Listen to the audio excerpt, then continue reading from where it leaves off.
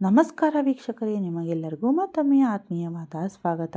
ವಿಧಿ ಬೆಸೆದ ನಂಟು ಭಾಗ 7 1ನೇ ಭಾಗದಿಂದ 6ನೇ ಭಾಗದವರೆಗೂ ಯಾರೆಲ್ಲ ಕೇಳಿಲ್ಲವೋ ಲಿಂಕನ್ನು ಡಿಸ್ಕ್ರಿಪ್ಷನ್ನಲ್ಲಿ ಕೊಡಲಾಗಿದೆ. ಒಮ್ಮೆ ಕೇಳಿ, ಕತೆ ತುಂಬ ಅದ್ಭುತವಾಗಿದೆ. ಸೂರ್ಯನ ಅಮ್ಮ ಎಂಬ ಕೂಗು. ಏನಾಯಿತು ಎಂದು ಬಂದು ನೋಡಿದವಳಿಗೆ ಸೂರ್ಯನ ಹಣೆಯಿಂದ ರಕ್ತ ಬರುತ್ತಿತ್ತು.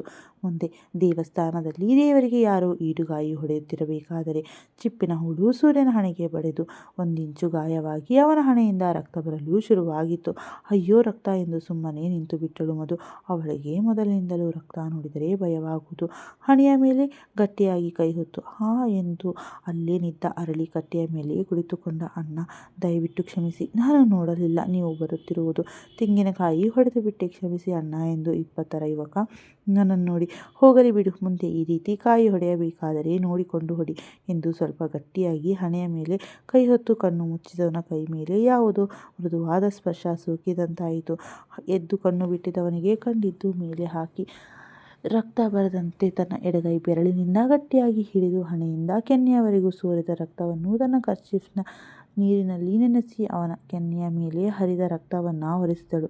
ಹೆಂಡತಿಯ ಮೃದುವಾದ ಸ್ಪರ್ಶಕ್ಕೆ ಕ್ಷಣಕಾಲ ಅವಳ ಮೇಲಿನ ಕೋಪ ಮರೆತಿದ್ದವನಿಗೆ ಸೂರ್ಯನ ಮದುವೆಯಾಗೋಕ್ಕಿಂತ ನಾನು ಪ್ರೀತಿಸಿದವನನ್ನೇ ಮದುವೆಯಾದರೆ ಒಳ್ಳೆಯದೆನಿಸಿತ್ತು. ಅದಕ್ಕೆ ನಾನು ವಿನಯನ ಮದುವೆಯಾಗಿ ಬಂದೆ ಎಂಬ ಅಂಕಿತಾ ಮಾತು ಒಂದೆಡೆಯಾದರೆ, ನೀನು ಸೂರ್ಯನ ಮದುವೆಯಾಗೋಕ್ಕಿಂತ ತೇಜಸ್ವಿನ ಮದುವೆಯಾಗಿದ್ದರೆ ಚೆನ್ನಾಗಿರೋದು ಎಂಬ ವೈಷ್ಣವಿಯ ಮಾತು ನೆನಪಾದ ಕೂಡಲೇ ಅವನಿಗೆ ಕೆಂಡದಂತಹ ಕೋಪ ಬಂತು. ತನ್ನ ಹಣೆಯ ಮೇಲಿದ್ದ ಕೈ ಇಟ್ಟಿದ್ದವಳ ಕೈಯನ್ನು ತೆಗೆದು ಬಿರುಸಾಗಿ ತಳ್ಳಿದ. ಅವನು ತಳ್ಳಿದ ಬಿರುಸಿಗೆ ಆಯ ತಪ್ಪಿ ಬೀಳುತ್ತಿದ್ದವಳು ತನ್ನನ್ನು ತಾನು ಸಂಭಾಳಿಸಿಕೊಂಡು ಸರಿಯಾಗಿ ನಿಂತು ಸೂರ್ಯನಡಿಗೆ ನೋಡಿದವಳಿಗೆ ಕಂಡಿದ್ದು ದಾಪುಗಾಲಿಡುತ್ತಾ ಕಾರಿನ ಬಳಿ ಹೋಗುತ್ತಿರುವುದು. ಅವನ ಈ ಥರದ ವರ್ತನೆಗೆ ಏನು ಮಾಡಬೇಕೆಂದು ತಿಳಿಯಲಿಲ್ಲ. ಅವಳು ಸುಮ್ಮನೆ ನಿಂತಲ್ಲೇ ನಿಂತಿದ್ದವಳಿಗೆ ಕಾರಿನ ಹಾರ್ನ್ ಶಬ್ದ ಕೇಳಿ ಕಾರಿನ ಕಡೆ ನೋಡಿದಳು. ಕಾರಿನ ಡ್ರೈವಿಂಗ್ ಸೀಟ್ನಲ್ಲಿ ಕುಳಿತಿದ್ದವನನ್ನ ತೀಕ್ಷ್ಣವಾದ ನೋಟ ನೋಡಿ ಹೋಗಿ ಕಾರಿನ ಬಳಿ ಬಂದು ಹಿಂದಿನ ಸೀಟ್ನಲ್ಲಿ ಕುಳಿತುಕೊಂಡಳು. ಮನೆಗೆ ಬಂದ ಮಗನನ್ನ ನೋಡಿ, ಏನು ಸೂರ್ಯ, ಹಣೆ ಮೇಲೆ ಗಾಯ ಎಂದು ಆತಂಕದಿಂದ ಮಗನ ಹಣೆ ಮುಟ್ಟಿ ಕೇಳಿದರು ವಿದ್ಯಾ. ಅಮ್ಮ, ದೇವಸ್ಥಾನದಲ್ಲಿಯೇ ತೆಂಗಿನ ಚಿಪ್ಪು ಹಣೆಗೆ ಬಡಿಯಿತು ಅಷ್ಟೇ, ನೀನ್ಯಾಕೆ ಇಷ್ಟೊಂದು ಭಯಪಡುತ್ತಿದ್ದೀಯಾ? ಏನೂ ಆಗಿಲ್ಲ ಎಂದು ಮಗನ ಹಿಂದೆಯೇ ಬಂದ ಸೊಸೆಯನ್ನು ನೋಡಿ ವಿದ್ಯಾರಿಗೆ ಮತ್ತೆ ಮನಸ್ಸಿನಲ್ಲಿ ಅಸಮಾಧಾನದ ಭುಗಿಲೆದ್ದಿತು. ಇವಳಿಂದಾನೇ ಎಲ್ಲ ಆಗಿದೆ ಎಂದುಕೊಂಡು ಸುಮ್ಮನೆ ನಿಂತರು. ಮಾವ ಎಂದು ಅವನನ್ನು ಗಟ್ಟಿಯಾಗಿ ತಬ್ಬಿದಳು ಸಿಂಚನ ಅವಳ ಹಿಡಿತದಿಂದ ಬಿಡಿಸಿಕೊಂಡು. ಹೇಗಿದ್ದೀಯಾ ಸಿಂಚು ಎಂದ. ಐ ಆಮ್ ಫೈನ್ ಮಾವ ಎಂದ ಅವನ ಹಣೆಯ ಮೇಲೆ ಮುಟ್ಟಿ. ಬಾ, ಫಸ್ಟ್ ಏಡ್ ಮಾಡ್ತೀನಿ ಎಂದು ತನ್ನ ತೋಳಿಗೆಲ್ಲಿದ್ದವಳನ್ನ ಕೈ ಬಿಡಿಸಿಕೊಂಡು. ನಿನಗೆ ಒಂದು ಸಾರಿ ಹೇಳಿದರೆ ಅರ್ಥವಾಗಲ್ಲ, ಹೀಗೆ ಮುಟ್ಟಿ ಮಾತನಾಡಿಸಬೇಡ ಎಂದು ರೂಮ್ಗೆ ಹೋದ. ಛೇ, ಇವನು ಫಾರಿನ್ಗೆ ಹೋಗಿ ಬಂದಿದ್ದರೂ ಮೊದಲಿನ ಹಾಗೆ ಇದ್ದಾನೆ, ಮುಟ್ಟಿದರೆ ಸಾಕು ಒಳ್ಳೆ ಹಾವು ತುಳಿದವರ ಹಾಗೆ ಕೆರಳುತ್ತಾನೆ ಎಂದು ತನ್ನ ಕಾಲನ್ನು ನೆಲಕ್ಕೆ ಬಡಿದು ವಿದ್ಯಾರ ಬಳಿ ಬಂದಳು. ಸುಮ್ಮನೆ ನಿಂತಿದ್ದ ಮಧುರಾಳ ಕರೆದ ವಿದ್ಯಾ, ಅತ್ತಿಗೆ, ಇವಳೇ ಸೂರ್ಯನ ಹೆಂಡತಿ ಮಧುರಾ ಎಂದು. ಮಧು, ಇವರು ನನ್ನ ಅಣ್ಣನ ಹೆಂಡತಿ ರೇಣುಕಾ ಎಂದು 55ರ ವರ್ಷದ ಪ್ರಾಯದ ಹೆಂಗಸನನ್ನು ತೋರಿಸಿ ಪರಿಚಯಿಸಿದರು. ಇವಳು ಅವರ ಮಗಳು ಸಿಂಚನ, MBBS ಮುಗಿಸಿದ್ದಾಳೆ, ಈಗ ಸೂರ್ಯ ಕೆಲಸ ಮಾಡುತ್ತಿರೋ ಹಾಸ್ಪಿಟಲ್ನಲ್ಲಿ MD ಮಾಡುತ್ತಿದ್ದಾಳೆ ಎಂದು ಪರಿಚಯಿಸಿದರು. ವಿದ್ಯಾ ಆಶೀರ್ವಾದ ಮಾಡಿ ಎಂದು ರೇಣುಕಾರ ಕಾಲನ್ನು ಮುಟ್ಟಿದವಳ ಹೆಗಲಿಡಿದು ಮೇಲೆತ್ತಿ ಅವಳ ಮುಖವನ್ನು ನೋಡುತ್ತಾ, ಹಾಯ್, ಏನು ಓದುತ್ತಿದ್ದೀರಾ ಎಂದಳು ಸಿಂಚನ. MCom ಮಾಡಿ ಬೆಂಗಳೂರಿನ ಒಂದು ಕಾಲೇಜಿನಲ್ಲಿ ಅಕೌಂಟೆನ್ಸ್ ಲೆಕ್ಚರ್ ಆಗಿ ಕೆಲಸ ಮಾಡುತ್ತಿದ್ದೆ, ಈಗ ರಿಸೈನ್ ಮಾಡಬೇಕು ಎಂದವಳನ್ನು ನೋಡಿ, ಓ ಹೌದಾ ಎಂದು ವಿದ್ಯಾರ ಬಳಿ ಬಂದಳು. ಪರವಾಗಿಲ್ಲ ವಿದ್ಯಾ, ನಿನ್ನ ಸೊಸೆ ಲಕ್ಷಣವಾಗಿದ್ದಾಳೆ ಅಲ್ಲ, ನನ್ನ ಮಗಳು ಸೊಸೆ ಮಾಡಿಕೊಳ್ಳಿರಿ ಎಂದು ಕೇಳಿದ್ದಕ್ಕೆ, ನನ್ನ ಮಗ ಒಂದು ಹುಡುಗಿನ 12 ವರ್ಷದಿಂದ ಪ್ರೀತಿಸುತ್ತಿದ್ದಾನೆ ಎಂದು ಗಂಡ ಹೆಂಡತಿ ಹೇಳಿದ್ದು ಕೊನೆಗೆ ಏನಾಯಿತು? ಈಗ ಬೇರೆ ಯಾರೋ ಹುಡುಗಿನ ಮದುವೆ ಮಾಡಿಕೊಂಡು ಕರೆದುಕೊಂಡು ಬಂದಿದ್ದೀರಾ. ಮದುವೆ ಮಂಟಪದಲ್ಲಿ ಮದುವೆ ನಿಂತಾಗ ನಿನಗೆ ನನ್ನ ಮಗಳು ನೆನಪಾಗಲಿಲ್ಲವಾ? ಅವಳು ಯಾರನ್ನೋ ಸೊಸೆ ಮಾಡಿಕೊಳ್ಳುವ ಬದಲು ನನ್ನ ಮಗಳನ್ನೇ ಮದುವೆ ಮಾಡಿಕೊಂಡಿದ್ದರೆ ಆಗುತ್ತಿರಲಿಲ್ಲವಾ? ನನ್ನ ಮಗಳಿಗೆ ಏನು ಕಮ್ಮಿಯಾಗಿತ್ತು ಎಂದು ತಮ್ಮ ಮನಸ್ಸಿನಲ್ಲಿನ ಅಸಮಾಧಾನವನ್ನು ಹೊರಹಾಕಿದರು ರೇಣುಕಾ. ತಮ್ಮ ಮಗಳನ್ನು ಸೊಸೆ ಮಾಡಿಕೊಳ್ಳವೆಂಬ ಕಾರಣಕ್ಕೆ ಮುನಿಸಿಕೊಂಡು ಮದುವೆಗೂ ಬಂದಿರಲಿಲ್ಲ. ಅಯ್ಯೋ ಅತ್ತಿಗೆ, ನನ್ನ ಮಾತು ಈ ಅಪ್ಪ ಮಗ ಎಲ್ಲಿ ಕೇಳುತ್ತಾರೆ? ನಾನು ಇಷ್ಟು ಬೇಡ ಎಂದರೂ ಕೇಳದೆ ಅವಳನ್ನು ಸೊಸೆ ಮಾಡಿಕೊಂಡರು. ನನ್ನ ಗಂಡ ಸೂರ್ಯ ಒಬ್ಬ ಇಷ್ಟ ಇಲ್ಲ ಎಂದಿದ್ದರೆ ಸಾಕಾಗಿತ್ತು, ಆದರೆ ಅವನೇ ಮದುವೆಗೆ ಒಪ್ಪಿಗೆ ಕೊಟ್ಟ. ನಾನೇನು ಮಾಡಲಿ ಹೇಳಿ ಎಂದು ತಮ್ಮ ಬೇಸರ ವ್ಯಕ್ತಪಡಿಸಿದರು ವಿದ್ಯಾ. ಹೋಗಲಿ ಬಿಡಮ್ಮ, ನೀನ್ಯಾಕೆ ಬೇಜಾರು ಮಾಡಿಕೊಳ್ಳುತ್ತಿದ್ದೀಯಾ? ನನ್ನ ಮಗಳನ್ನು ನಿನ್ನ ಮಗನಿಗೆ ತಂದುಕೊಡಲು ನಿನಗೆ ಇಷ್ಟ ಇಲ್ಲ ಎನಿಸುತ್ತದೆ. ಸೊಸೆ ನೋಡೋಕೆ ಚೆನ್ನಾಗಿದ್ದಾಳೆ ಎಂದು ನೀನು ಒಪ್ಪಿಕೊಂಡಿರುತ್ತೀಯಾ ಎಂದು ಕೊಂಕಾಡಿದ ರೇಣುಕಾಳನ್ನು ನೋಡಿ. ಚೆನ್ನಾಗಿದ್ದರೆ ಏನು ಬಂತು, ಅವಳ ಕಾಲ್ಗುಣ ಸರಿ ಇಲ್ಲವಲ್ಲ, ಏನು ಮಾಡೋದು ಎಂದು ಮಾತಿನ ಬರದಲ್ಲಿ ಹೇಳಿದ ವಿದ್ಯಾ ತಾನು ಏನೆಂದು ಹೇಳಿದೆ ಎಂದು ತಿಳಿದ ಕ್ಷಣ ಸುಮ್ಮನಾದರು. ಏನು ಹೇಳುತ್ತಿದ್ದೀಯಾ ವಿದ್ಯಾ? ನಿನ್ನ ಸೊಸೆ ಕಾಲ್ಗುಣ ಸರಿಯಿಲ್ಲವಾ ಎಂದು ವಿದ್ಯಾರ ಮುಖ ನೋಡಿದರು. ಅಯ್ಯೋ ಇಲ್ಲ ಅತ್ತಿಗೆ, ನಾನು ಎಲ್ಲಿ ಹಾಗೆ ಹೇಳಿದೆ ಎಂದು ಕೇವಲವಾಗಿ ನಕ್ಕರು ವಿದ್ಯಾ. ನನಗೆ ಗೊತ್ತು ವಿದ್ಯಾ, ನೀನು ಯಾವತ್ತೂ ನನ್ನ ಮುಂದೆ ಗಂಡ ಮಕ್ಕಳ ಸೊಸೆಯನ್ನು ಬಿಟ್ಟು ಕೊಡಲ್ಲ ಬಿಡು ಎಂದು ನಾವಿನ್ನು ಹೊರಡುತ್ತೀವಮ್ಮ ಎಂದು ಹೊರಡಲು ನಿಂತ ರೇಣುಕಾರ ಕೈ ಹಿಡಿದು ವಿದ್ಯಾ, ಅತ್ತಿಗೆ ಮಧು ಕಾಲ್ಗುಣ ಸರಿಯಿಲ್ಲ ಎಂದು ಅವರ ದೊಡ್ಡಮ್ಮ ಹೇಳಿದ್ದರು ಎಂದು ಮದುವೆ ಛತ್ರದಲ್ಲಿ ಸರಿತಾ ಹೇಳಿದ ಎಲ್ಲ ಮಾತುಗಳನ್ನು ಹೇಳಿದರು ವಿದ್ಯಾ. ಸೂರ್ಯನ ಹಣೆಗೆ ಗಾಯವಾಗಿರುವುದು ಹುಷಾರು ಕಣೆ, ನಮ್ಮೂರಲ್ಲೂ ಹೀಗೆ ಆಗಿತ್ತು. ಮದುವೆಯಾಗಿ 3ನೇ ತಿಂಗಳಿಗೆ ಆ ಹುಡುಗ ಸತ್ತೋದ ಎಂದು ಪ್ರಶಾಂತವಾದ ಸರೋವರದಿಂದಿದ್ದ ವಿದ್ಯಾರ ಮನಸ್ಸಿಗೆ ಕಲ್ಲು ಹೊಡೆದರು ರೇಣುಕಾ. ಅತ್ತಿಗೆ ಏನು ಹೇಳುತ್ತಿದ್ದೀರಾ? ನನಗೆ ಭಯವಾಗುತ್ತಿದೆ ಎಂದು ಆತಂಕದಿಂದ ಹೇಳಿದ ವಿದ್ಯಾರನ್ನು ನೋಡಿ. ಎಲ್ಲ ನೀನೇ ಮಾಡಿಕೊಂಡಿರೋದು, ಅನುಭವಿಸು, ನಾವು ಹೊರಡುತ್ತೇವೆ ಎನ್ನುವಾಗಲೇ ಬಂದ ಸಿಂಚನ. ಅಮ್ಮ ಇವತ್ತು ಇಲ್ಲೇ ಇರೋಣ ಅತ್ತೆ, ಪ್ಲೀಸ್ ಅಮ್ಮನಿಗೆ ಹೇಳಿ. ಸಿಂಚನಾಳಿಗೆ ಅತ್ತೆ ಮನೆಯಲ್ಲಿ ತಂಗಲು ಬಹಳ ಇಷ್ಟ. ಅತ್ತಿಗೆ ಇವತ್ತು ಇಲ್ಲೇ ಇರಿ, ಶಾಂತಿ ಮುಹೂರ್ತ ಬೇರೆ ಇದೆ ಎಂದು ಸುಮ್ಮನಾದರು. ಅತ್ತಿಗೆಯ ಮಾತು ಕೇಳಿದರೆ ಮನೋರೋಗ್ಯವೇ ಎಂದು ಬಲ್ಲರು ವಿದ್ಯಾ. ಸರಿ ವಿದ್ಯಾ ಎಂದು ಮಗಳ ಕಡೆ ನೋಡಿದರು. ನೀರು ಕುಡಿಯಲು ಅಡುಗೆ ಮನೆ ಬಳಿ ಬಂದ ಮಧುಗೆ ಇವರ ಮಾತು ಕಿವಿ ಮೇಲೆ ಬಿತ್ತು. ನೀರು ಕುಡಿಯದೆ ರೂಮಿಗೆ ಬಂದವಳು ದೊಡ್ಡಮ್ಮನಾದರೂ ನನ್ನ ಮುಂದೇನೆ ನಿನ್ನ ಕಾಲ್ಗುಣ ಸರಿಯಿಲ್ಲ ಎನ್ನುತ್ತಿದ್ದಾರೆ, ಆದರೆ ಅತ್ತೆ ಬೆನ್ನ ಹಿಂದೆ ಮಾತನಾಡುತ್ತಿದ್ದಾರೆ ಎಂದು ಸುಮ್ಮನೆ ನಕ್ಕಳು. ನನ್ನ ಪರಿಸ್ಥಿತಿಯನ್ನು ಕಂಡು ಈ ಸಮಯದಲ್ಲಿ ವೈಷ್ಣವಿಯ ಸಾಂತ್ವನದ ಮಾತುಗಳು ಕೇಳಬೇಕೆನಿಸಿತು. ತಕ್ಷಣ ತನ್ನ ಗೆಳತಿಯ ನಂಬರ್ಗೆ ಕರೆ ಮಾಡಿದಳು. ಎಷ್ಟೇ ಬಾರಿ ಪ್ರಯತ್ನಿಸಿದರೂ ವೈಷ್ಣವಿ ಕರೆ ಸ್ವೀಕರಿಸಲಿಲ್ಲ. ವೈಶು ಪ್ಲೀಸ್ ಕಣೆ, ನಿನ್ನ ಜೊತೆ ಮಾತನಾಡಬೇಕು, ಫೋನ್ ತೆಗಿಯೇ ಎಂದು ಮೆಸೇಜ್ ಮಾಡಿ ಸುಮ್ಮನೆ ಕುಳಿತಳು. ರೀ ಎಂದು ಗಂಡನ ಬಳಿ ಬಂದ ಸರಿತಾ, ಏನು ಯೋಚಿಸುತ್ತಿದ್ದೀರಾ? ಮಧು ನೆನಪಾಗುತ್ತಿದ್ದಾಳಾ ಎಂದರು. ತಮ್ಮ ಪತಿಗೆ ಅಂಕಿತಾಗಿಂತ ಮಧು ಮೇಲೆ ಹೆಚ್ಚು ಪ್ರೀತಿ ಎಂಬ ಭಾವದಿಂದ. ಇಲ್ಲ ಸರಿತಾ, ನನಗೆ ನನ್ನ ಮಗಳು ಅಂಕಿತಾ ತುಂಬ ನೆನಪಾಗುತ್ತಿದ್ದಾಳೆ. ಹೇಗಿದ್ದಾಳೋ ಏನು ಮಾಡುತ್ತಿದ್ದಾಳೋ ಒಂದೂ ಗೊತ್ತಿಲ್ಲ, ಫೋನ್ ಮಾಡಿದರೂ ತೆಗೆಯುತ್ತಿಲ್ಲ ಎಂದ ಪತಿಯನ್ನು ನೋಡಿದ ಸರಿತಾರಿಗೂ ಆಶ್ಚರ್ಯ. ಅವರಿಗೂ ತಿಳಿದಿರುವ ವಿಷಯವೇ, ಅಂಕಿತಾ ಎಂದರೆ ಬಲು ಪ್ರೀತಿಯವರಿಗೆ ಎಂದು. ಆದರೆ ಇಷ್ಟು ಬೇಗ ಮಗಳನ್ನು ಕ್ಷಮಿಸಿದ್ದುಕೊಂಡು ರೀ, ನಿಮಗೆ ಅಂಕಿತಾ ಮೇಲೆ ಬೇಸರವಿಲ್ಲವಾ? ಮಾನ ಮರ್ಯಾದೆ ಎಲ್ಲ ಕಳೆದಳೆಂದು ಕೋಪವಿಲ್ಲವಾ? ಮಾನ ಮರ್ಯಾದೆ ಎನ್ನುವ ಬರದಲ್ಲಿ ನನ್ನ ಮಗಳು ಯಾರನ್ನು ಮದುವೆಯಾದಳು? ಅವನು ಕೆಟ್ಟವನ ಅಥವಾ ಒಳ್ಳೆಯವನ? ಏನು ಕೆಲಸ ಮಾಡುತ್ತಿದ್ದಾನೆ ಎಂದು ತಿಳಿದುಕೊಳ್ಳಲಿಲ್ಲ ಎಂದು ಕಣ್ಣೀರಾದ ಪತಿಯನ್ನು ನೋಡಿ ಅವರು ಸಹ ಕಣ್ಣಲ್ಲಿ ನೀರು ಬಂತು. ಅಮ್ಮ, ನಮ್ಮ ಮಾನ ಮರ್ಯಾದೆ ತೆಗೆದು ಯಾರನ್ನೋ ಮದುವೆಯಾಗಿ ಬಂದವಳನ್ನು ನೆನಪಿಸಿಕೊಂಡು ಯಾಕೆ ಕೊರಗುತ್ತಿದ್ದೀರಾ? ಅವಳ ಮೇಲಿನ ಕುರುಡು ಪ್ರೀತಿಯನ್ನು ಕಮ್ಮಿ ಮಾಡಿಕೊಳ್ಳಿ. ಸ್ವಲ್ಪ ದಿನದ ನಂತರ ಅವಳೇ ಮನೆಗೆ ಬರುತ್ತಾಳೆ ಬಿಡಿ ಎಂದ ಕಾರ್ತಿಕ್, ನಿನಗೆ ಹೆತ್ತವರ ಸಂಕಟ ಅರ್ಥವಾಗುವುದಿಲ್ಲ. ಕುರುಡು ಪ್ರೀತಿಯಲ್ಲ, ಅದು ಕರುಳು ಪ್ರೀತಿ. ನಿನಗೂ ಒಂದು ಮಗುವಾದರೆ ತಿಳಿಯುತ್ತದೆ ಎಂದು ಕಣ್ಣೀರು ಒರೆಸಿಕೊಂಡ ಸರಿತಾ ಗಂಡನ ಭುಜಕ್ಕೆ ಒರಗಿದರು. ಅಪ್ಪ, ನೀವ್ಯಾಕೆ ಇಷ್ಟೊಂದು ಚಿಂತೆ ಮಾಡುತ್ತಿದ್ದೀರಾ? ನಿಮ್ಮ ಮೇಲೆ 2 ದಿನ ಕೋಪ ಮಾಡಿಕೊಂಡು ಆಮೇಲೆ ಅವಳೇ ಸರಿಯಾಗಿ ಮನೆಗೆ ಬರುತ್ತಾಳೆ. ಅವಳೇನು ಚಿಕ್ಕ ಮಗುನ? ಹೌದು, ಯಾರಾದರೂ ಮಧು ಹೇಗಿದ್ದಾಳೆ ಎಂದು ಯೋಚಿಸುತ್ತಿದ್ದೀರಾ ಎಂದ ಮಗನ ಮುಖ ನೋಡಿದ ಸಣ್ಣಗೆ ನಕ್ಕ ವೀರಭದ್ರಯ್ಯನವರು. ಕಾರ್ತಿಕ್, ನೀನು ತಿಳಿದುಕೊಂಡಿರೋ ಪ್ರಕಾರ ಮಧು ತುಂಬ ಸೂಕ್ಷ್ಮ ಹುಡುಗಿ. ಅವಳಿಗೆ ಪ್ರಪಂಚ ಎದುರಿಸುವ ಶಕ್ತಿ ಇಲ್ಲ ಎಂದುಕೊಂಡಿದ್ದೀಯಾ ನೀನು? ಆದರೆ ಮಧು ಜೀವನದಲ್ಲಿ ಬಂದ ಕಷ್ಟಗಳು ಅವಳನ್ನು ತುಂಬ ಗಟ್ಟಿ ಮಾಡಿವೆ. ಅವಳ ಜೀವನದಲ್ಲಿ ಯಾರಿಲ್ಲ ಎಂದರೂ ಬದುಕುವ ಧೈರ್ಯವಿದೆ. ಜಗತ್ತನ್ನು ತುಂಬ ಚೆನ್ನಾಗಿ ಅರ್ಥ ಮಾಡಿಕೊಂಡಿದ್ದಾಳೆ. ಆದರೆ ಅಂಕಿತಾಗೆ ಪ್ರಪಂಚದ ಜ್ಞಾನವಿಲ್ಲ. ದುಡುಕು ಸ್ವಭಾವದವಳು, ಎಲ್ಲರನ್ನೂ ನಂಬುತ್ತಾಳೆ. ಅದಕ್ಕೆ ನನ್ನ ಮಗಳ ಬಗ್ಗೆ ಚಿಂತೆ. ನನಗೆ ಮದುವೆ ಮಾಡಿರೋಗೆ ಅಷ್ಟೇ ನನ್ನ ಜವಾಬ್ದಾರಿ, ಆದರೆ ನನ್ನ ಮಗಳ ಜವಾಬ್ದಾರಿ ನನ್ನ ಮೇಲೆ ಇನ್ನೂ ಇದೆ.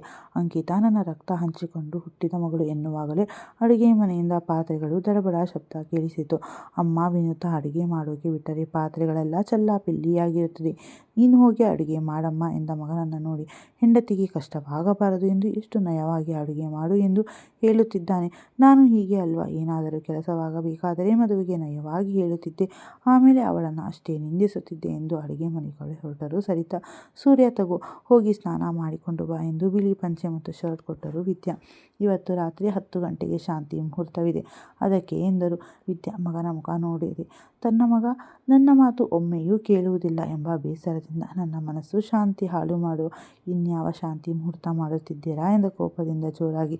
ನೀನು ಮದುವೆಯಾಗಿದ್ದಿಲ್ಲ ಯಪ್ಪ, ನಾನೇನು ಅವಳನ್ನು ಮದುವೆಯಾಗು ಎಂದು ಹೇಳಿದ್ದೆನ? ನನ್ನ ಮೇಲೆ ಯಾಕೆ ಹೀಗೆ ಕೂಗಾಡುತ್ತಿದ್ದೆ? ಎಷ್ಟೇ ಆದರೂ ನೀನು ಪಿತೃವಾಕ್ಯ ಪರಿಪಾಲಕನಲ್ಲವಾ? ನಿಮ್ಮ ಅಪ್ಪನ ಮಾತಿಗೆ ಬೆಲೆ ಕೊಟ್ಟು ಮದುವೆಯಾದೆ. ನಿನ್ನ ಅಪ್ಪನೇ ಇವತ್ತು ಶಾಂತಿ ಮುಹೂರ್ತ ಮಾಡೋಣ ಎಂದಿದ್ದು. ರೆಡಿಯಾಗು. ಸೊಸೆಯ ಮೇಲಿನ ಅಸಮಾಧಾನವನ್ನು ಮಗಳ ಮೇಲೆ ಹೇರಿದರು ವಿದ್ಯಾ. ಛೇ ಎಂದುಕೊಂಡು ಸ್ನಾನದ ಮನೆ ಹೋಗಿದ ಮಧು ಎಂದು ಸೊಸೆಯ ಬಳಿ ಬಂದ ವಿದ್ಯಾ. ಹೋಗಿ ಸ್ನಾನ ಮಾಡಿಕೊಂಡು ಬಾ ಎಂದು ಹೇಳಿ ಮೂತಿ ತಿರುಗಿಸಿಕೊಂಡು ಹೋದರು ವಿದ್ಯಾ. ಸ್ನಾನ ಮುಗಿಸಿ ನೇರಳೆ ಮತ್ತು ಗುಲಾಬಿ ಮಿಶ್ರಿತ ಸೀರೆ ಉಟ್ಟು ಸುಮ್ಮನೆ ಕುಳಿತಿದ್ದ ಮಧುಳ ಬಳಿ ಬಂದ ಸೂರ್ಯನ ಅಜ್ಜಿ ಸುಶೀಲಾ. ಮಧು, ಯಾಕಮ್ಮ ಒಳ್ಳೆ ಆಕಾಶನೇ ತಲೆ ಮೇಲೆ ಬಿದ್ದ ಹಾಗೆ ಕುಳಿತಿದ್ದೀಯಾ? ಇವತ್ತು ನಿನ್ನ ಪ್ರಸ್ತಾಕಣೆ, ಪ್ರಸ್ತದ ದಿನ ಅಳಬಾರದು ಎಂದು ಅವಳ ಕಣ್ಣೀರು ಒರೆಸಿದ ಸುಶೀಲಾರನ್ನು ನೋಡಿ ಅಜ್ಜಿ ಇವತ್ತು ಪ್ರಸ್ತ ಎಂದು ಎದ್ದು ನಿಂತಳು. ಹೌದಮ್ಮ ಎಂದು ಅವಳನ್ನು ತನ್ನ ಪಕ್ಕದಲ್ಲಿ ಕೂರಿಸಿಕೊಂಡರು. ಪ್ರಸ್ತ ಎಂದಕ್ಷಣ ಯಾಕೆ ಹೆದರಿಕೊಳ್ಳುತ್ತಿದ್ದೀಯಾ? ಇನ್ನು ಎಷ್ಟು ದಿನ ರೂಮ್ನಲ್ಲೇ ಇರುತ್ತೀಯಾ? ನಮ್ಮ ಮಗನಿಗೆ ಪ್ರಸ್ತಕ್ಕೆಲ್ಲ ಒಪ್ಪಿಕೊಂಡು ಬಿಟ್ಟಿದ್ದಾನೆ ಎಂದುಕೊಂಡಿದ್ದೀಯಾ? ಅವನಿಗೂ ಇದೆಲ್ಲ ಇಷ್ಟವಿಲ್ಲ. ಆದರೂ ಇದೆಲ್ಲ ಶಾಸ್ತ್ರ ಮಾಡಲೇಬೇಕು ಎಂದು ಅವಳ ತಲೆ ಸವರಿದರು. ಅಜ್ಜಿ, ಅವರಿಗೆ ನಾನೆಂದರೆ ಇಷ್ಟವಿಲ್ಲ ಎಂದು ತಲೆ ತಗ್ಗಿಸಲು. ಈಗ ನೀನು ಅವನಿಗೆ ಇಷ್ಟವಿಲ್ಲದೆ ಇದ್ದರೂ ಮುಂದೆ ನೀನೇ ಇಷ್ಟವಾಗುತ್ತೀಯ. ಆಮೇಲೆ ಪ್ರತಿಯೊಂದಕ್ಕೂ ಮಧು ಮಧು ಎಂದು ನಿನ್ನ ಹಿಂದೆಯೇ ಬರುತ್ತಾನೆ. ಎಷ್ಟು ದಿನ ದೂರವಿರುತ್ತಾನೋ ನೋಡೋಣ. ನಮ್ಮ ಕಾಲದಲ್ಲಿ ಮದುವೆ ದಿನಾನೇ ಗಂಡನಿಗೆ ಮುಖ ತೋರಿಸುತ್ತಿದ್ದು, ನಮ್ಮ ಒಪ್ಪಿಗೆ ಎಲ್ಲ ಕೇಳುತ್ತಾನೇ ಇರಲಿಲ್ಲ. ಅಂಥ ಕಾಲದಲ್ಲಿ ನೀನು ಇದ್ದಿದ್ದರೆ ಅದೆಷ್ಟು ಅಳುತ್ತಿದ್ದೀಯೋ. ನಿನ್ನ ಮತ್ತು ಸೂರ್ಯನ ಮದುವೆ ನಡೆಯಬೇಕಾದ್ದರಿಂದಲೇ ನಡೆದಿದೆ ಎಂದು ಬಿಟ್ಟರು. ಈ ಮದುವೆಯಲ್ಲಿ ಇನ್ಯಾವ ತೊಂದರೆ ಇಲ್ಲ ತಾನೇ? ನೀನು ಮತ್ತು ಸೂರ್ಯ ಕೂತು ಮಾತನಾಡಿ ಸಂಸಾರ ಶುರು ಮಾಡಿ. ಹೆಣ್ಣು ಮಕ್ಕಳು ಮುಸ್ಸಂಜೆ ಹೊತ್ತಲ್ಲಿ ಅಳಬಾರದು ಎಂದು ಕಣ್ಣೊರೆಸಿದರು ಸುಶೀಲಾರನ್ನು ನೋಡಿ. ತನ್ನಜ್ಜಿಯ ನೆನಪು ಕಾಡಿತು ಮಧುಳಿಗೆ. ಮಧು, ನೀನು ನೋಡೋದಕ್ಕೆ ನಿನ್ನ ಅಮ್ಮ ನಾನೇ ಥರಾನೇ ಇದೆಯಾ? ನಿನ್ನ ಮದುವೆ ಮಂಟಪದಲ್ಲಿ ನೋಡಿದ ತಕ್ಷಣ ನನಗೆ ನಿನ್ನ ಅಮ್ಮ ಸುಧಾ ಕಣ್ಣ ಮುಂದೆ ಬಂದಳು. ಅಜ್ಜಿ, ನನಗೆ ನನ್ನ ಅಮ್ಮ ಗೊತ್ತಾ? ಆಶ್ಚರ್ಯದಿಂದ ಕೇಳಿದಳು. ಅವರ ಅಮ್ಮನ ಬಗ್ಗೆ ಅವರ ಅಜ್ಜಿ ಬಳಿ ಕೇಳಿದಾಗ ಏನು ಹೇಳುತ್ತಿರಲಿಲ್ಲ. ಹ್ಞೂ, ನಿನ್ನ ಅಮ್ಮ ನಾನು 1-2 ಸಾರಿ ನೋಡಿದ್ದೀನಿ. ನಿನ್ನ ಅಮ್ಮ ಸಾಯೋಕ್ಕೂ ಒಂದು ರೀತಿ ನಿಮ್ಮ ಅಪ್ಪನೇ ಕಾರಣವಾದರೆ ನಿಮ್ಮ ಅಜ್ಜಿ ಒಂದು ರೀತಿ ಕಾರಣ ಎಂದು ಜೋರಾದ ಉಸಿರು ದಬ್ಬಿದವರನ್ನ ನೋಡಿ, ಅಜ್ಜಿ ಏನು ಹೇಳುತ್ತಿದ್ದೀರಾ? ನಮ್ಮ ಅಮ್ಮ ಸಾಯೋಕ್ಕೂ ನಮ್ಮ ಅಜ್ಜಿ ಕಾರಣನಾ ಎಂದಳು ಸ್ವಲ್ಪ ಕೋಪದಿಂದ. ತನ್ನಜ್ಜಿಯ ಬಗ್ಗೆ ಈ ರೀತಿ ಮಾತು ಅವಳಿಗೆ ರುಚಿಸಲಿಲ್ಲ. ಅದು ಮಧು, ನಿಮ್ಮ ಅಮ್ಮನಿಗೆ ನಿನ್ನ ನಂತರ ಮತ್ತೊಂದು ಮಗುವಿಗೆ ಗರ್ಭವತಿಯಾದಾಗ ಇನ್ನೊಂದು ಮಗು ನಿಮ್ಮ ಅಪ್ಪನಿಗೆ ಇಷ್ಟವಿರಲಿಲ್ಲ. ಮಗುನ ತೆಗೆಸಿಬಿಡು ಎಂದು ನಿಮ್ಮ ಅಮ್ಮನಿಗೆ ತುಂಬ ಹೊಡೆಯುತ್ತಿದ್ದನಂತೆ. ನಿಮ್ಮ ಅಮ್ಮನಿಗೆ ಮಗುನ ತೆಗೆಸಲು ಇಷ್ಟವಿರಲಿಲ್ಲ. ಅದಕ್ಕೆ ನಿಮ್ಮ ಅಮ್ಮನನ್ನು ತವರು ಮನೆಯಲ್ಲಿ ಬಿಟ್ಟು ಈ ಮಗುನ ತೆಗೆಸಿ ನಿಮ್ಮ ಮನೆಗೆ ಬಾ ಎಂದು. ಅದಕ್ಕೆ ನಿಮ್ಮ ಅಜ್ಜಿ ಒಬ್ಬಳೇ ಮಗಳು, ಗಂಡನನ್ನು ಬಿಟ್ಟು ತವರು ಮನೆಯಲ್ಲಿ ಇದ್ದರೆ ಜನ ಆಡಿಕೊಳ್ಳುತ್ತಾರೆ ಎಂದು ಸುಧಾಗೆ ಗೊತ್ತಿಲ್ಲದಂತೆ ಗರ್ಭಪಾತವಾಗಲು ನಾಟಿ ಔಷಧಿ ತಂದು ಹಾಲಿಗೆ ಹಾಕಿ ಕೊಟ್ಟರಂತೆ. ಆಗ ಸುಧಾಗೆ ಗರ್ಭಪಾತವಾಗಿ ವಿಪರೀತ ರಕ್ತಸ್ರಾವವಾಗಿ ನಿಮ್ಮ ಅಮ್ಮ ಸತ್ತಳಂತೆ. ನಿಮ್ಮಮ್ಮ ಸತ್ತ ಮೇಲೆ ನಿಮ್ಮ ಅಪ್ಪ ಮದುವೆಗೂ ಮುಂಚೆಯಿಂದ ಒಬ್ಬಳನ್ನು ಪ್ರೀತಿಸುತ್ತಿದ್ದನಂತೆ. ಅವಳನ್ನೇ ಮದುವೆ ಮಾಡಿಕೊಂಡು ಯಾರಿಗೂ ಹೇಳದೆ ಕೇಳದೆ ಊರು ಬಿಟ್ಟು ಹೊರಟು ಹೋದ ಎಂದು ನಿಮ್ಮ ದೊಡ್ಡಮ್ಮ ಸರಿತಾನೇ ಹೇಳಿದ್ದು ಮಧು. ನನ್ನನ್ನು ಕ್ಷಮಿಸು, ನಿಮ್ಮಮ್ಮನ ನೆನಪು ಮಾಡಿಸಿಬಿಟ್ಟೆ ಎಂದು ತಲೆ ಬಗ್ಗಿಸಿದ ಸುಶೀಲಾರನ್ನು ನೋಡಿ, ಅಯ್ಯೋ ಅಜ್ಜಿ, ಯಾಕೆ ನೀವು ನನ್ನ ಹತ್ತಿರ ಕ್ಷಮೆ ಕೇಳುತ್ತಿದ್ದೀರಾ? ನಿಮ್ಮಿಂದ ನನಗೆ ಸತ್ಯ ಗೊತ್ತಾಯಿತು. ಅದಕ್ಕೆ ನಾನು ನಿಮಗೆ ಎಷ್ಟು ಧನ್ಯವಾದ ಹೇಳಿದರೂ ಸಾಲಲ್ಲ ಎಂದ ಮೇಲೆ ಹೊರಗೊರಟರು ಸುಶೀಲಾರವರು. ಅಜ್ಜಿ, ನಮ್ಮ ಅಮ್ಮನಿಗೆ ಏನಾಗಿತ್ತು? ಯಾಕೆ ನಮ್ಮ ಅಮ್ಮ ನನ್ನನ್ನು ಬಿಟ್ಟು ಇಷ್ಟು ಬೇಗ ಸತ್ತು ಹೋಗಿದ್ದು ಎಂದು ಕೇಳುತ್ತಿದ್ದಾಗ ನಿನ್ನಮ್ಮನಿಗೆ ರಕ್ತ ಕಮ್ಮಿಯಾಗಿ ಸತ್ತು ಹೋದಳು ಎಂದು ತನ್ನ ಸೆರಗಿನ ಅಂಚಲ್ಲಿ ಕಣ್ಣೀರು ಒರೆಸಿಕೊಳ್ಳುತ್ತಿದ್ದ ಅಜ್ಜಿಯ ನೆನಪಾದರು. ಅಜ್ಜಿ, ನನ್ನ ಅಮ್ಮ ಸಾಯೋಕ್ಕೆ ನೀನು ಕಾರಣನಾ? ಈ ಮಾತನ್ನು ನಾನು ನಂಬಲ್ಲ. ನೀನು ಯಾವತ್ತೂ ಅಮ್ಮ ಸಾಯೋಕ್ಕೆ ಕಾರಣವಾಗಲ್ಲ. ದೊಡ್ಡಮ್ಮನ ಮಾತಿನಲ್ಲಿ ಎಷ್ಟು ಸತ್ಯವೋ ಎಷ್ಟು ಸುಳ್ಳು. ಜೀವನದಲ್ಲಿ ಒಮ್ಮೆ ಆದರೂ ಅಪ್ಪನನ್ನು ನೋಡಬೇಕು.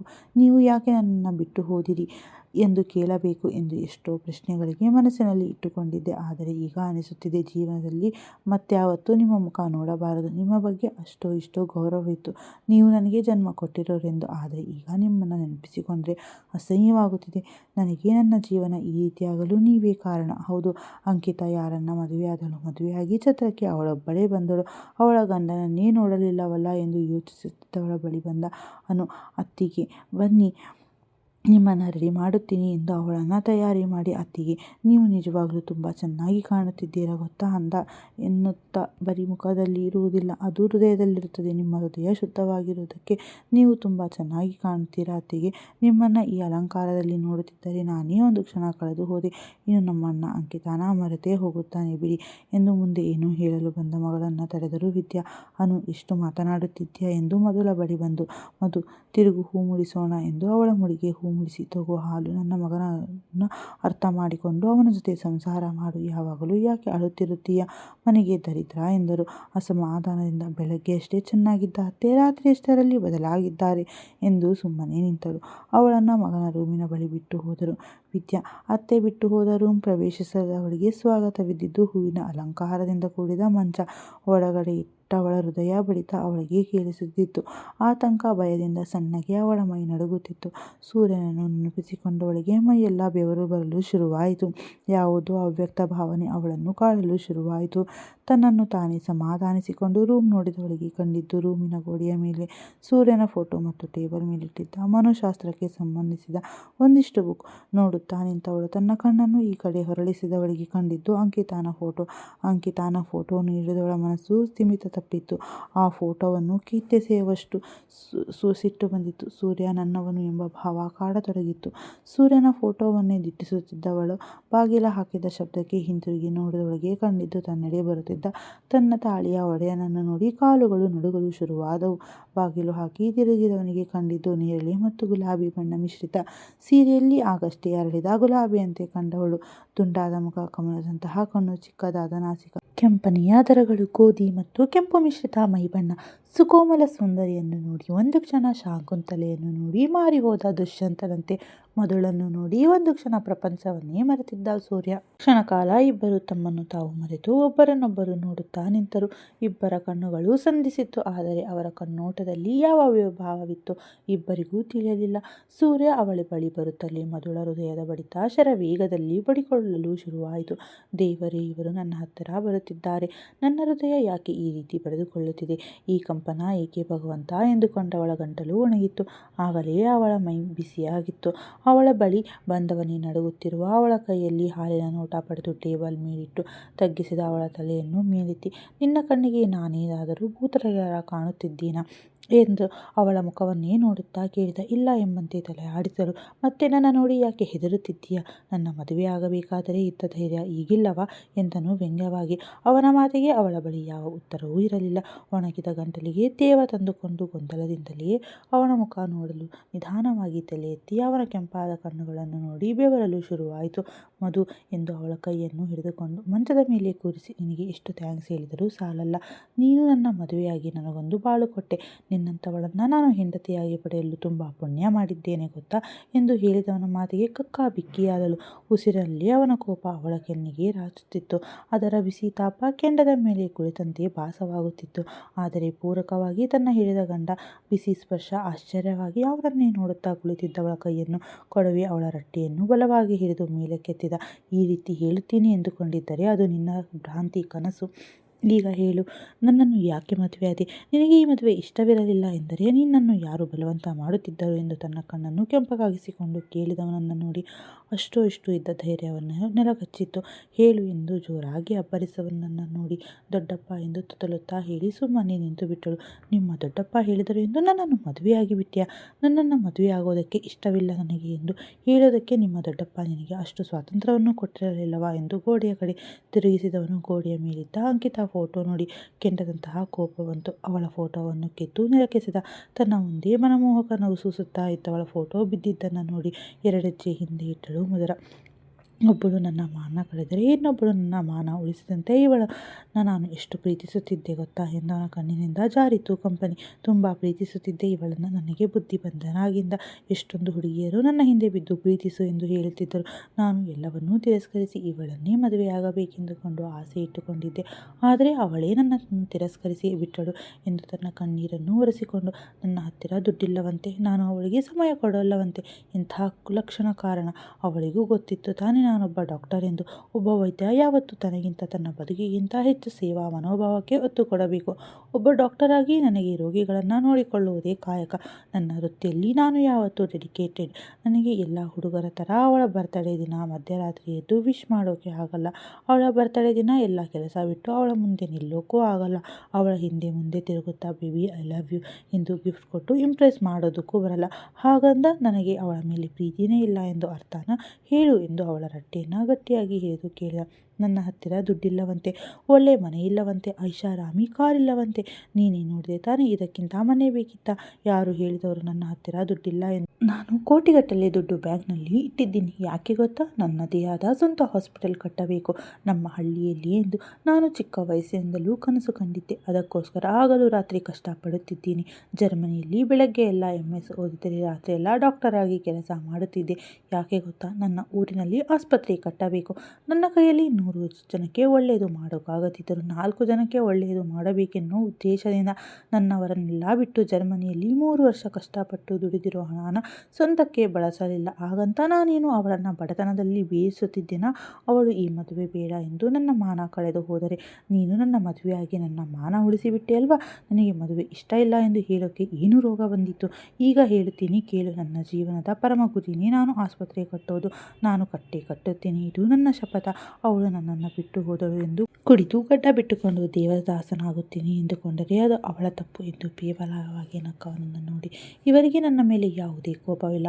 ಅಂಕಿತಾ ಅವರನ್ನು ತಿರಸ್ಕರಿಸಿ ಬಿಟ್ಟಳು ಎಂದು ಅವಳ ಮೇಲಿನ ಕೋಪವನ್ನು ನನ್ನ ಮೇಲೆ ತೀರಿಸಿಕೊಳ್ಳುತ್ತಿದ್ದಾರೆ ಅಷ್ಟೇ ಎಂದು ಜೋರಾದ ಉಸಿರು ದಬ್ಬಿ ಅವನೆಡೆ ನೋಡಿದಳು. ಸ್ವಲ್ಪ ಹೊತ್ತಿನ ನಂತರ ಸುಧಾರಿಸಿಕೊಂಡು ಹರಿಯುತ್ತಿದ್ದ ಕಣ್ಣೀರನ್ನು ಒರೆಸಿಕೊಂಡು, ಯಾರಿಗೋಸ್ಕರನೂ ನಾನು ಅಳಬಾರದು.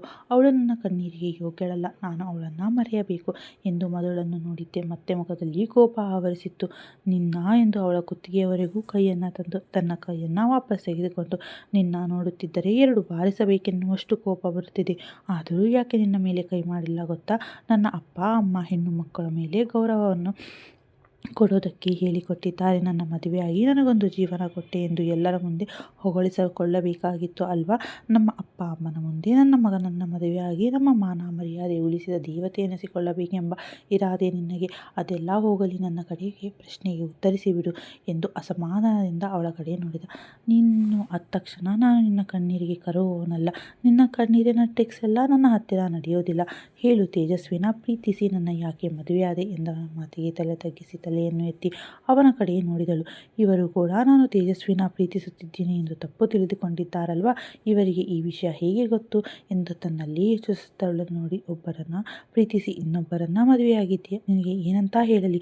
ಒಬ್ಬನಿಗೆ ಮನಸ್ಸು ಕೊಟ್ಟೆ, ಇನ್ನೊಬ್ಬನಿಗೆ ಮೈ ಕೊಡೋಕೆ ಬಂದಿದ್ದೀಯಲ್ವಾ ಎಂದು ಮುಂದೆ ಏನೇನೋ ಹೇಳಲು ಬಂದವನನ್ನು ನೋಡಿ ಸಾಕು ಎಂದು ತನ್ನ ಕೈಯನ್ನು ಕಿವಿಯ ಮೇಲೆ ಇಟ್ಟುಕೊಂಡು, ಸಾಕು, ಇನ್ನೊಂದು ಮಾತನಾಡಬೇಡಿ ಎಂದಳು. ಬೆಳಗ್ಗೆಯಿಂದ ತನ್ನ ಹತಾಶೆ, ನೋವು, ಸಂಕಟವೆಲ್ಲ ಅದಮಿಟ್ಟುಕೊಂಡವಳಿಗೆ ಮುಂದಿನ ಮಾತು ಸಹಿಸುವ ಶಕ್ತಿ ಅವಳ ಮನಸ್ಸಿಗೂ ಮತ್ತು ದೇಹಕ್ಕೂ ಇರಲಿಲ್ಲ. ತನ್ನ ಬಗ್ಗೆ ತಪ್ಪು ತಿಳಿದುಕೊಂಡ ಕ್ಷಣ ಅವಳಿಗೆ ಮತ್ತಿನ್ನೊಂದು ಮಾತು ಕೂಡ ಹೇಳಲು ಇಚ್ಛಿಸಲಿಲ್ಲ. ನಾನು ಒಬ್ಬರನ್ನು ಪ್ರೀತಿಸುತ್ತಿರೋದು ಎಷ್ಟು ಸತ್ಯವೋ ಅಷ್ಟೇ ಸತ್ಯ ನಾನು ತೇಜಸ್ವಿನ ಪ್ರೀತಿಸುತ್ತಿಲ್ಲ ಎಂಬುದು ಎಂದು ಅಳುತ್ತಾ ಮಂಚದ ಕಾಲಿಗೆ ತಲೆಯನ್ನಿಟ್ಟು ಅಳುತ್ತಿದ್ದವಳನ್ನು ನೋಡಿ ಛೇ ಎಂದುಕೊಂಡು ರೂಮಿನಿಂದ ಹೊರಗೆ ಹೋದ. ದೇವರೇ, ಯಾಕೆ ಈ ರೀತಿ ನನ್ನ ಪರೀಕ್ಷಿಸುತ್ತಿದ್ದೀಯಾ? ನಾನೇನು ತಪ್ಪು ಮಾಡಿದ್ದೀನಿ ಎಂದು ನನಗೆ ಈ ರೀತಿ ನೋವು ಕೊಡುತ್ತಿದ್ದೀಯಾ? ಯಾಕೆ ಒಂದರಿಂದ ಒಂದು ನೋವು ಕೊಡುತ್ತಿದ್ದೀಯಾ? ಬೆಳಗ್ಗೆ ನೋಡಿದರೆ ಅತ್ತೆ ನನ್ನ ಕಾಲ್ಗುಣ ಸರಿಯಿಲ್ಲ ಎಂದು ಮಾತನಾಡುತ್ತಿದ್ದಾರೆ. ಒಂದು ಕಡೆ ಅಮ್ಮನ ಸಾವಿಗೆ ಒಂದು ರೀತಿ ನಿಮ್ಮಜ್ಜಿನೂ ಕಾರಣ ಎಂದು ಸುಶೀಲಾ ಅಜ್ಜಿ ಹೇಳುತ್ತಿದ್ದಾರೆ. ಇನ್ನೊಂದು ಕಡೆ ಸೂರ್ಯ ನಾನು ತೇಜಸ್ವಿನ ಪ್ರೀತಿಸುತ್ತಿದ್ದೀನಿ ಎಂದು ತಪ್ಪು ತಿಳಿದುಕೊಂಡಿದ್ದಾರೆ ಎಂದು ಅದೆಷ್ಟು ಹೊತ್ತು ಅತ್ತಳೋ ಅವಳಿಗೆ ತಿಳಿಯದು. ಸ್ವಲ್ಪ ಹೊತ್ತಿನ ನಂತರ ಮೈಯೆಲ್ಲ ನಡುಗಲು ಶುರುವಾಯಿತು. ಮೈ ಬೆಚ್ಚಗಾಗಲು ಶುರುವಾಯಿತು. ಅವಳಿಗೆ ಚಳಿ ತಡೆಯಲು ಆಗದೆ ಮಂಚದ ಮೇಲೆ ಮಲಗಿ ಮೈ ತುಂಬ ಬೆಡ್ಮೇಟ್ ಹೊತ್ತುಕೊಂಡು ಕಣ್ಣು ಮುಚ್ಚಿದವಳಿಗೆ ಸ್ವಲ್ಪ ಹೊತ್ತಿನ ನಂತರ ಅವಳಿಗೆ ನಿದ್ದೆ ಆವರಿಸಿತ್ತು. ಸ್ವಲ್ಪ ಹೊತ್ತಿನ ನಂತರ ಒಳಗೆ ಬಂದವನಿಗೆ ಮೈ ತುಂಬ ಬೆಡ್ಮೇಟ್ ಹೊತ್ತು ಮಲಗಿದ್ದವಳನ್ನು ನೋಡಿ ಮಂಚದ ಇನ್ನೊಂದು ತುದಿಯಲ್ಲಿ ಮಲಗಿದನು. ಮಧು ಫೋಟೋವನ್ನೇ ನೋಡುತ್ತಾ, ಮಧು, ಐ ಲವ್ ಯು. ಸೂರ್ಯನಿಗೆ ನಿನ್ನ ಬಿಟ್ಟು ಕೊಡುವುದಿಲ್ಲ. ನೀನು ಯಾವತ್ತಿದ್ದರೂ ನನ್ನವಳು. ನೀನು ನನಗೆ ಮಾತ್ರ ಸಿಗಬೇಕು. ಆ ಸೂರ್ಯನ ಕೊಂದಾದರೂ ನಾನು ನಿನ್ನನ್ನು ನನ್ನವಳನ್ನಾಗಿ ಮಾಡಿಕೊಳ್ಳುತ್ತೇನೆ ಎಂದು ಚಾಕು ಹಿಡಿದು ಹೊರಟವನನ್ನು ನೋಡಿದ ವೈಷ್ಣವಿ, ತೇಜು, ಇದೇನು ಚಾಕು ಹಿಡಿದುಕೊಂಡಿದ್ದೀಯಾ? ಎಲ್ಲಿಗೆ ಹೋಗುತ್ತಿದ್ದೀಯಾ ಎಂದು ಆತಂಕದಿಂದ ಅವನನ್ನು ಕೇಳಿದಳು. ಸೂರ್ಯನ ಕೊಲ್ಲೋದಕ್ಕೆ ಎಂದು ವಿಕೃತವಾಗಿ ನಕ್ಕವನನ್ನು ನೋಡಿ, ನಿನಗೇನು ಹುಚ್ಚು ಹಿಡಿದಿದೆಯಾ? ಯಾಕೆ ಈ ರೀತಿ ಮಾತನಾಡುತ್ತಿದ್ದೀಯಾ ಎಂದ ಅವನ ಕೈಯಿಂದ ಚಾಕುವನ್ನು ಕೀಳಲು ಬಂದವಳನ್ನು ನೋಡಿ, ಹೇ, ನಿನ್ನ ಪಾಡಿಗೆ ನೀನು ಇದ್ದರೆ ಸರಿ, ಇಲ್ಲಾದರೆ ನಾನು ಇನ್ನೊಂದು ಮುಖ ನೋಡಬೇಕಾಗುತ್ತದೆ, ಹುಷಾರ್ ಎಂದು ತೋರುಬೆರಳು ತೋರಿಸುತ್ತಾ ಚಾಕು ಹಿಡಿದು ಹೊರಟನು. ತೇಜಸ್ವಿ, ನಿಂತುಕೋ ಎಂದು ಕೂಗಿದಳು. ತೇಜು, ನಿಂತ್ಕೋ ಎಂದು ದಿಕ್ಕನೆ ಎದ್ದಳು ವೈಷ್ಣವಿ. ಅಪ್ಪ, ನಾನು ಇಷ್ಟು ತನಕ ಕಂಡಿದ್ದು ಕನಸ. ತೇಜು ಮನಸ್ಸಿನಲ್ಲಿ ಏನಾದರೂ ಇಂತಹ ಯೋಚನೆ ಇದೆಯಾ? ಇಲ್ಲ, ಅವನು ಯಾವತ್ತೂ ಈ ರೀತಿ ಯೋಚಿಸುವವನಲ್ಲ. ಮಧುನ ಪ್ರೀತಿಸುತ್ತಿದ್ದು ಎಷ್ಟು ಸತ್ಯವೋ ಅಷ್ಟೇ ಅವನು ಒಳ್ಳೆಯ ಮನಸ್ಸಿನವನು ಎಂದು ಮೊಬೈಲ್ ನೋಡಿದವಳಿಗೆ ಗಂಟೆ 12 ತೋರಿಸುತ್ತಿತ್ತು. ಮಧು ಹೇಗಿದ್ದಾಳು ಪಾಪ? ಅವಳು ಫೋನ್ ಮಾಡಿದಾಗಲೂ ಅವಳ ಮೇಲಿನ ಕೋಪದಿಂದ ಫೋನ್ ರಿಸೀವ್ ಕೂಡ ಮಾಡಲಿಲ್ಲ. ಇವಾಗ ಫೋನ್ ಮಾಡೋಣವಾ ಬೇಡವಾ? ಮಲಗಿರುತ್ತಾಳೆ, ನಾಳೆ ಫೋನ್ ಮಾಡೋಣ ಎಂದು ತೇಜು ರೂಮಿನ ಬಳಿ ಬಂದು ನೋಡಿದವಳಿಗೆ ಅವನು ರೂಮಲ್ಲಿರಲಿಲ್ಲ. ಇವನು ಎಲ್ಲೋದ ಎಂದುಕೊಂಡು ಟೆರೆಸ್ ಬಳಿ ಬಂದವಳಿಗೆ ಆಕಾಶ ನೋಡುತ್ತಾ ನಿಂತಿದ್ದ ತೇಜಸ್ವಿ ಕಂಡ. ಇವನು ಇಲ್ಲೇನು ಮಾಡುತ್ತಿದ್ದಾನೆ ಎಂದು ಅವನ ಹಿಂದೆಯೇ ಸುಮ್ಮನೆ ನಿಂತಳು. ಎಷ್ಟು ಆಸೆ ಇಟ್ಟಿದ್ದೆ ಮಧುನ ಮದುವೆಯಾಗಿ ಅವಳನ್ನು ಈ ಮನೆ ಸೊಸೆ ಮಾಡಿ ಅವಳನ್ನು ಸುಖವಾಗಿ ನೋಡಿಕೊಳ್ಳಬೇಕೆಂದು. ಆದರೆ ನನ್ನ ಆಸೆಯೆಲ್ಲ ನುಚ್ಚು ನೂರಾಯಿತು ಎಂದು ತನ್ನ ಕಣ್ಣ ನೀರನ್ನು ಒರೆಸಿಕೊಂಡು ಹಿಂತಿರುಗಿದ. ಅಮ್ಮ ದೆವ್ವ ಎಂದು ಜೋರಾಗಿ ಕೂಗಿಕೊಂಡನು. ಏ ತೇಜು, ದೇವ ಎಲ್ಲಿ ಎಂದು ಅವನ ತೋಳನ್ನು ಗಟ್ಟಿಯಾಗಿ ಹಿಡಿದಳು ವೈಷ್ಣವಿ. ಹೇ ಕೋತಿ, ನೀನಾ ಎಂದು ಜೋರಾದ ಉಸಿರು ದಬ್ಬಿದ. ಒಳ್ಳೆ ದೆವ್ವದ ರೀತಿ ಹಿಂದೆ ಬಂದು ನಿಂತಿದ್ದೀಯ, ನನಗೆಷ್ಟು ಭಯವಾಯಿತು ಗೊತ್ತಾ ಎಂದು ಅವಳ ತಲೆ ಮುಟ್ಟಕಿತ. ಏನು, ನಾನು ದೆವ್ವದ ರೀತಿ ಕಾಣಿಸ್ತೀನ ಎಂದು ಅವನನ್ನು ಉರಿಗಣ್ಣಿನಿಂದ ನೋಡಿದಳು. ಇನ್ನೇನು, ನೀನು ಒಳ್ಳೆ ದೇವತೆ ಥರ ಕಾಣುತ್ತಿದ್ದೀಯಾ? ಒಂದು ಸಾರಿ ನೀನು ನಿನ್ನನ್ನು ನೋಡಿಕೊ. ಬಿಳಿ ನೈಟಿ ಹಾಕಿಕೊಂಡು ಕೂದಲನ್ನು ಬಿಟ್ಟುಕೊಂಡು ನಿಂತಿರೋದು ನೋಡಿದರೆ ದೆವ್ವದ ಥರಾನೇ ಕಾಣುತ್ತೀಯ. ದಯವಿಟ್ಟು ಚಿಕ್ಕ ಮಕ್ಕಳ ಮುಂದೆ ಈ ರೀತಿ ಹೋಗಬೇಡವೇ, ಪಾಪ ಹೆದರಿಕೊಂಡು 2 ದಿನ ಜ್ವರ ಬರೆಸಿಕೊಂಡು ಬಿಡುತ್ತಾರೆ ಎಂದು ನಕ್ಕವನನ್ನು ನೋಡಿ ತನ್ನನ್ನೊಮ್ಮೆ ನೋಡಿಕೊಳ್ಳಲು ತೇಜಸ್ವಿ ಹೇಳಿದಂತೆ ತಾನು ಬಿಳಿ ನೈಟಿ ತೊಟ್ಟಿರುವುದು ಹಾಗೂ ನಿದ್ದೆಯಿಂದ ಎದ್ದು ಹಾಗೆ ಬಂದಿರುವುದರಿಂದ ಕೂದಲು ಕಟ್ಟದಿರುವುದರಿಂದ ನೋಡಿ ಅವಳ ಮುಖದಲ್ಲಿ ತಿಳಿಯಾದ ನಗೆ ಮೂಡಿತು. ತಕ್ಷಣ ತೇಜಸ್ವಿಯ ಮುಖ ನೋಡಿದಳು.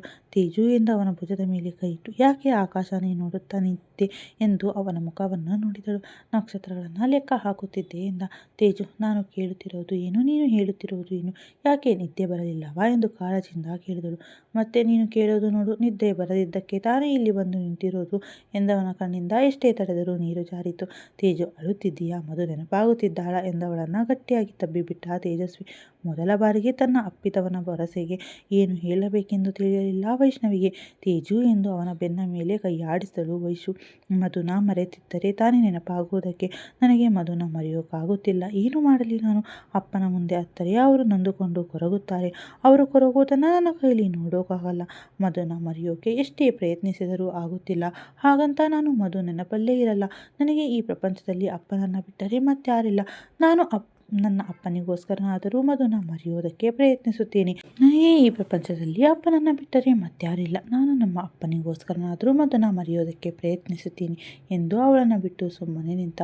ತೇಜು, ಬಾ ಮಲಗು, ನಾಳೆ ಕಾಲೇಜ್ಗೆ ಹೋಗಬೇಕು ಎಂದು ಅವನ ತೋಳಿಳಿದವಳ ಕೈಯನ್ನು ಬಿಡಿಸಿಕೊಂಡು, ನೀನು ಹೋಗಿ ಮಲಗು, ನಾನು ಕಾಲೇಜ್ಗೆ ರಿಸೈನ್ ಮಾಡುತ್ತಿದ್ದೀನಿ, ಮುಂದೆ ಅಪ್ಪನ ಬಿಸ್ನೆಸ್ ನೋಡಿಕೊಳ್ಳುತ್ತೀನಿ ಎಂದು ಕೈ ಕಟ್ಟಿಕೊಂಡು ಆಕಾಶ ನೋಡುತ್ತಿದ್ದವನನ್ನು ನೋಡಿ, ನಾನು ಕೂಡ ನಾಳೆ ಕಾಲೇಜ್ಗೆ ರಿಸೈನ್ ಮಾಡುತ್ತೀನಿ. ನೀನು ಮಧು ಇಲ್ಲ ಎಂದರೆ ನನಗೂ ಕಾಲೇಜ್ ಹೋಗೋಕೆ ಬೇಸರವಾಗುತ್ತದೆ ಎಂದು ಬೇಸರದಿಂದ ನುಡಿದಳು ವೈಷ್ಣವಿ. ಹೇ ಗುಂಡಮ್ಮ, ಕೆಲಸ ಯಾಕೆ ಬಿಡುತ್ತೀಯಾ? ಬೇರೆ ಕಡೆ ಕೆಲಸಕ್ಕೆ ಹೋಗುತ್ತೀಯಾ ಎಂದು ಅವಳನ್ನು ಪ್ರಶ್ನಾರ್ಥಕವಾಗಿ ನೋಡಿದನು. ಇಲ್ಲ, ನಾನು ಕೆಲಸಕ್ಕೆ ಹೋಗಲ್ಲ. ನನಗೆ ಕೆಲಸಕ್ಕೆ ಹೋಗಲು ಇಷ್ಟವಿಲ್ಲ. ಮನೆಯಲ್ಲಿ ಇರುತ್ತೇನೆ. ಅಯ್ಯೋ ಹುಚ್ಚಿ, ನಿನಗೇನು ತಲೆ ಕೆಟ್ಟಿದೆಯಾ? MBA ಮಾಡಿ ಮನೆಯಲ್ಲಿ ಇರುತ್ತಾಳಂತೆ.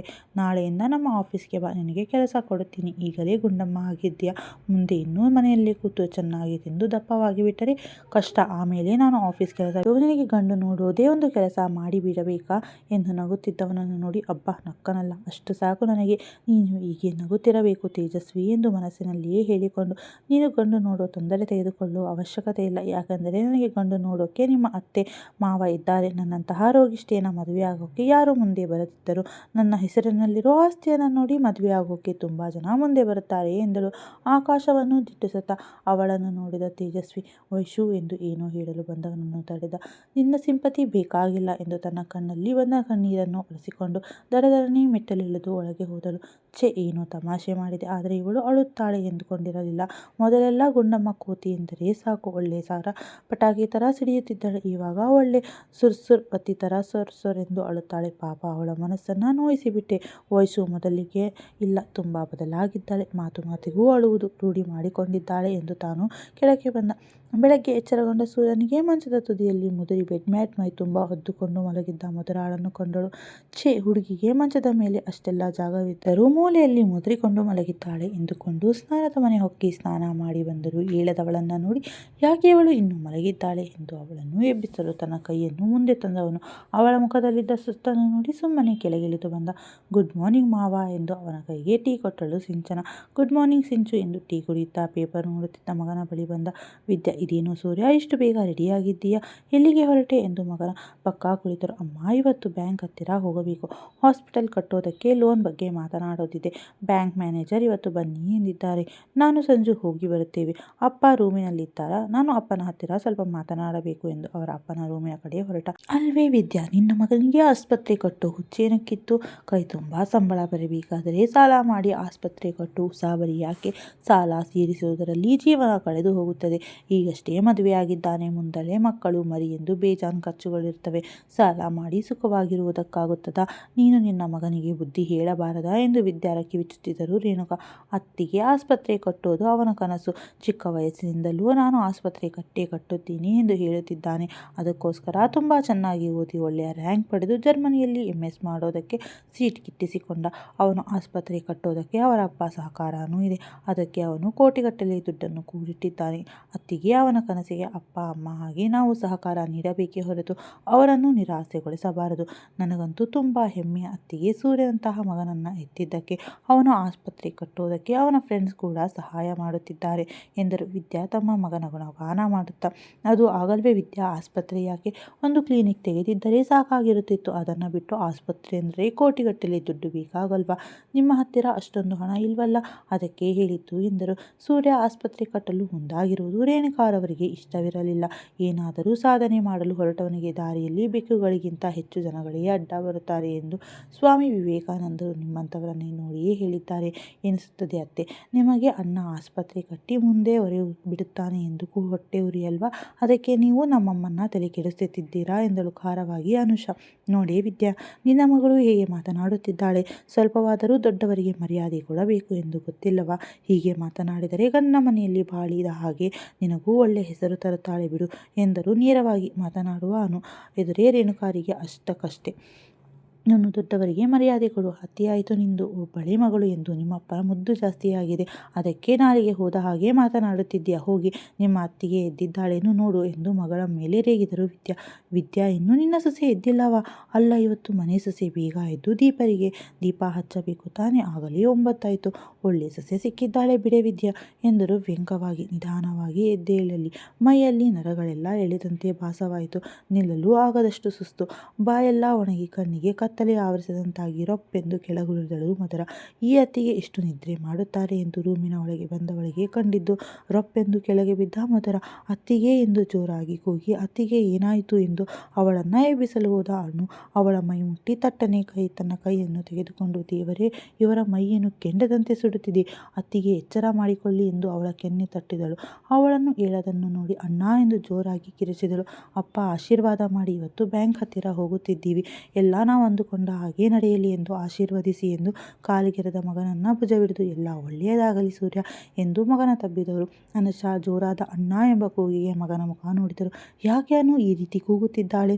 ನನಗೂ ಗೊತ್ತಿಲ್ಲ ಅಪ್ಪ, ಬನ್ನಿ ನೋಡೋಣ ಎಂದು ತನ್ನ ರೂಮಿನ ಕಡೆ ಬಂದರು. ಮುಂದೇನಾಗುತ್ತದೆ ಎಂದು ನಾಳಿನ ಭಾಗದಲ್ಲಿ ನೋಡೋಣ. ಅದಕ್ಕೂ ಮೊದಲು ನೀವಿನ್ನೂ ನನ್ನ ಚಾನಲ್ಗೆ ಸಬ್ಸ್ಕ್ರೈಬ್ ಆಗಿಲ್ಲವೆಂದರೆ ದಯವಿಟ್ಟು ಚಾನಲನ್ನು ಸಬ್ಸ್ಕ್ರೈಬ್ ಮಾಡಿಕೊಳ್ಳಿ. ಹಾಗೆ ಕಥೆ ಬಗ್ಗೆ ನಿಮ್ಮ ಅನಿಸಿಕೆಯನ್ನು ಕಮೆಂಟ್ ಮಾಡಿ. ನಿಮ್ಮ ಕಮೆಂಟ್ಗಳಿಗಾಗಿ ನಾನು ಕಾಯ್ತಾ ಇರ್ತೀನಿ. ಧನ್ಯವಾದಗಳು. ಶುಭವಾಗಲಿ.